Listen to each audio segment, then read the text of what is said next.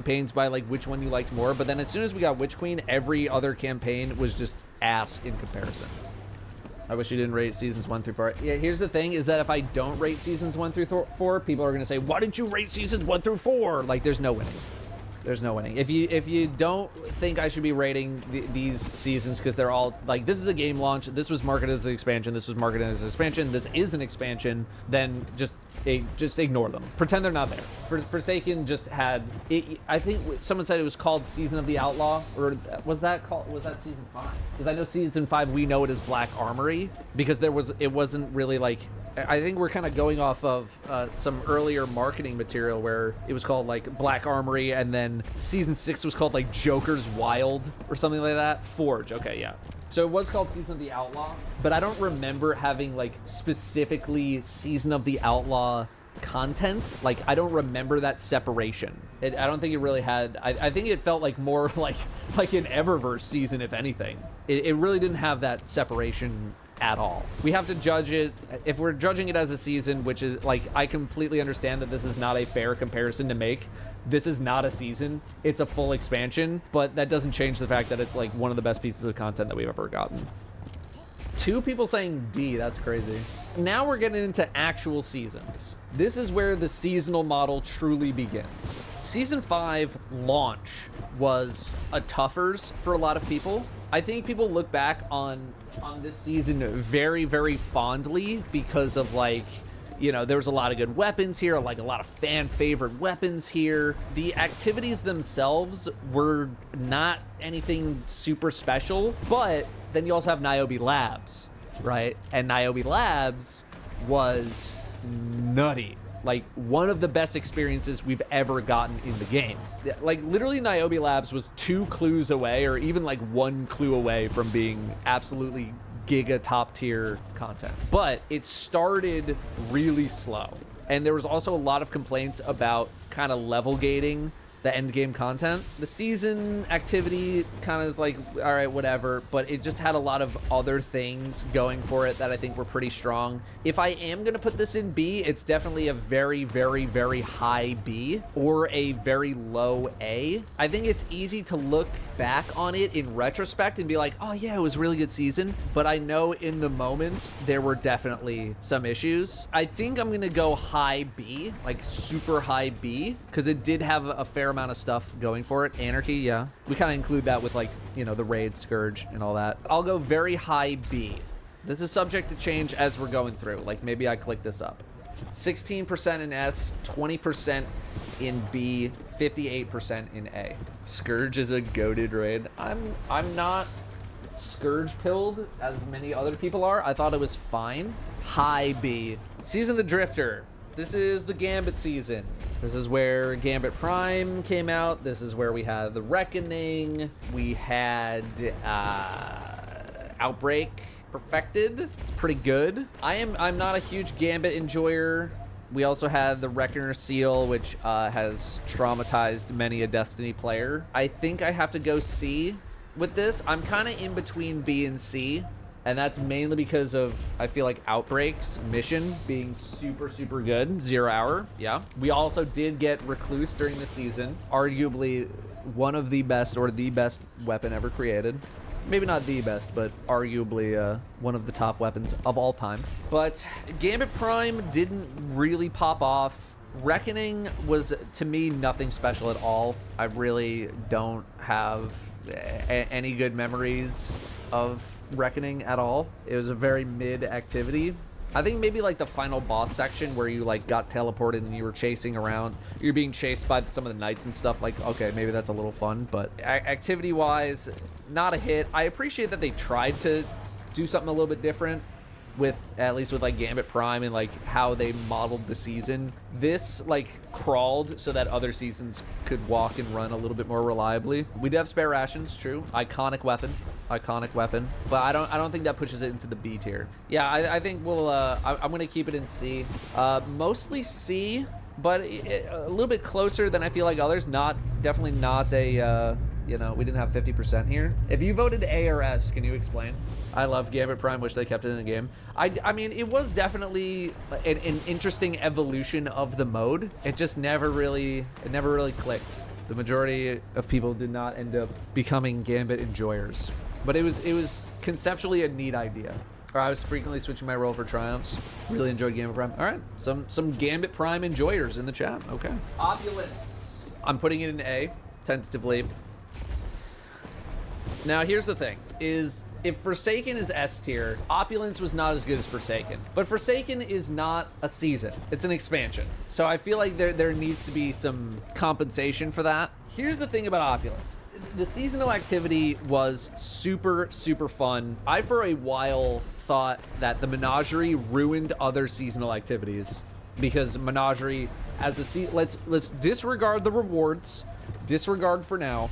The activity itself was quite enjoyable. Would it have been as enjoyable if it wasn't bugged and people could spam and you could not spam the chest? Because a big reason why people enjoyed it is because you could reset the area that you were in and you could get like 5 rewards. Now, fortunately, it only took Bungie several years and several seasons to catch on to that with the coil giving you a bajillion rewards if you hit frickin' platinum rating, right? But do I think this would have fallen off considerably faster if it weren't for the bug with the loot? I think so. But you gotta play it as it lies, right? And the situation is, it was bugged and people were able to get tons of loot out of it, and as a result, people enjoyed it much more. Crown of Sorrow, I thought the Galron fight itself was enjoyable. I think, like, Crown of Sorrow has one of the worst and one of the best encounters in raids in general. The first encounter of Crown of Sorrow, outside of day one of the worst. Galron itself, I found to be an enjoyable experience, at least until you got to the damage phase, which was just brainless, mindless anarchy mountaintop spam. So everything before the damage phase is like pretty fun, and then everything after the damage phase is just like it was very boring. And this was also the season where I put out my video ranting about how all PvE bosses were just getting absolutely cooked, and how the auto reload meta is just so brain dead.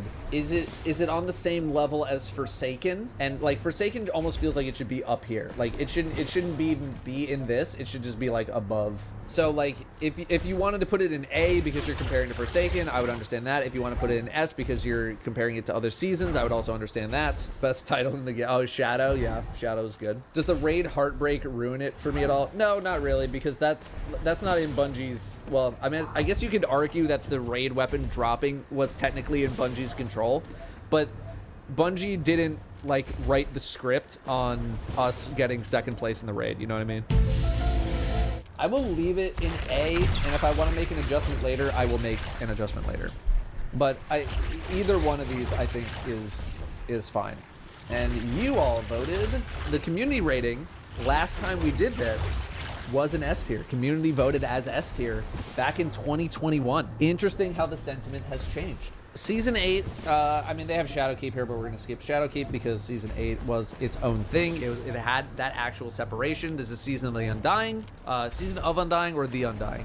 This is where another shift happened with seasonal content. We got the Battle Pass. The previous year, you had to buy all 3 seasons at once, whereas I think they kind of went to a la carte with Season 8. I can't remember. The Bar of Saracen, was it worse than Curse of Osiris? I think people are just so indifferent about Season 8. It was just kind of there, and most seasons that launch with an expansion are pretty mid to low mid.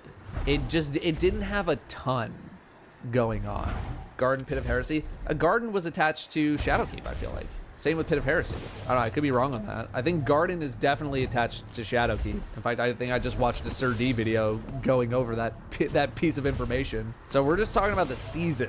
The seasonal activity, which, you know, at least it was somewhat enemy dense. The weapons themselves weren't that great. They looked cool, but they weren't that great.